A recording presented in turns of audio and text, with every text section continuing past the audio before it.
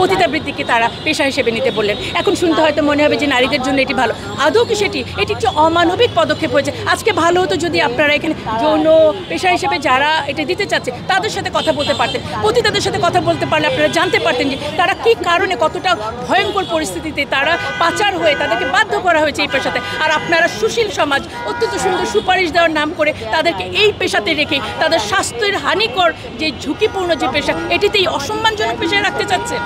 আমি যদি বলি কমিশনেরা যারা আমার বোনেরা আছেন শ্রদ্ধেয়, আপনারা আপনাদের কোনো রিলেটিভসকে এই পেশায় দিবেন কিনা?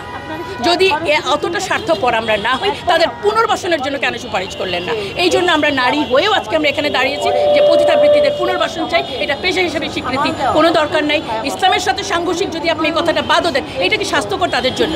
সুতরাং আমরা একটি মানবিক রিপোর্ট চাই, মানবিক বাস্তবায়ন চাই। যে আবার বলা হচ্ছে নারীদেরকে খুব সুবিধা দেওয়া হচ্ছে, নারী তোমরা এখন ডাবল ছেলেদের সমান কেন পাবে না? শুনতে খুব সুন্দর তাই না? আমরা তো যতটুকু ইসলাম বলেছি অতটুকুই পাচ্ছি না, আপনারা কেন অতটুকু আদায়ের জন্য আমার পাশে দাঁড়াচ্ছেন না? বরঞ্চ আমাকে আরও উস্কে দিচ্ছেন এর চেয়ে বেশি পাওয়ার জন্য। এখন কথা হচ্ছে যে ইসলাম কি আমাকে ডিপ্রাইভ করলো না আমার সোসাইটি আমাকে ডিপ্রাইভ করলো? সুতরাং সামাজিক এই যে নীতি বাস্তবায়ন যেটি ইসলাম করেছে এটি এখন পর্যন্ত বাস্তবায়ন করতে পারছি না, শুধু প্রকৃত ইসলাম নেই বলে। আর আপনারা এটাকে ডবল করে যতটা সুন্দর করে দিলেন, এই বাস্তবায়নের দায়িত্বটি কে নেবে?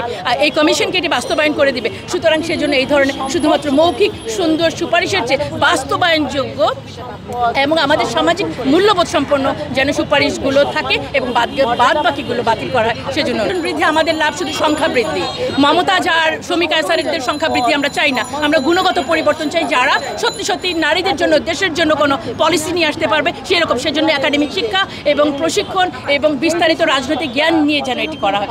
গুণগত কোনো মান উন্নয়ন হবে না। সুতরাং যে কোনো ক্ষেত্রে নারীকে এগিয়ে নিতে হলে তার দরকার একাডেমিকভাবে তাকে প্রশিক্ষণ, তাকে প্রশাসনিক প্রশিক্ষণ, তার রাজনৈতিক জ্ঞান, তার কনসিয়াসনেস, তার ইকোনমিক এম্পাওয়ারমেন্ট, সমস্তগুলোকে একসাথে করে তাকে সামনে এগিয়ে দিতে হবে। শুধুমাত্র পুতুলের মতো অলংকার সাজিয়ে পার্লামেন্টের সদস্যের সংখ্যা বৃদ্ধি করার মতো সেই ধরনের নয়ন বিরাম আমরা চাই না। আমরা চাই যে গুণগতভাবে যেন নারীদের উন্নয়নের ব্যবস্থা করা হয়। For more updates, follow us on Facebook, subscribe our YouTube channel, get the latest update on www.daily-sun.com.